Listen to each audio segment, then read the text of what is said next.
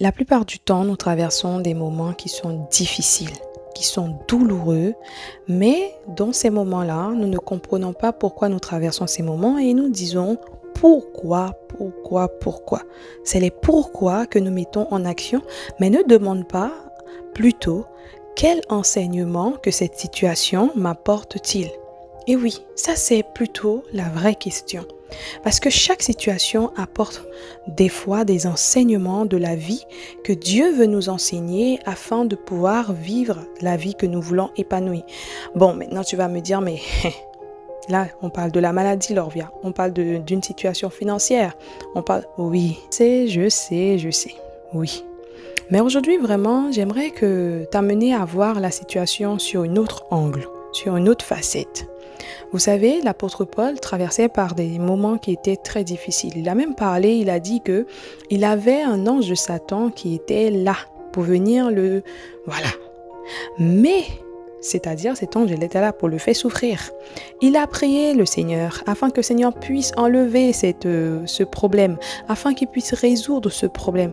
Mais Dieu lui a dit que ma grâce te suffit, car ma puissance s'accomplisse dans tes faiblesses. Alors aujourd'hui, vraiment, qu'est-ce que cela veut bien dire en fait? Comment un Dieu qui est si grand n'a pas enlevé ce problème de l'apôtre Paul? Parfois, certaines situations que nous passons, nous traversons, viennent tout simplement nous apprendre l'humilité, viennent nous apprendre à manifester le fruit de l'esprit correctement et aussi à persévérer là-dedans jusqu'à l'exaucement de nos prières. Des fois, on peut même, peut-être ce que tu vas demander ou cette situation ne va pas être résolue, tu partiras et cela restera. Mais tu ne vas pas abandonner la foi à cause d'une situation qui a persisté. Pose-toi une question.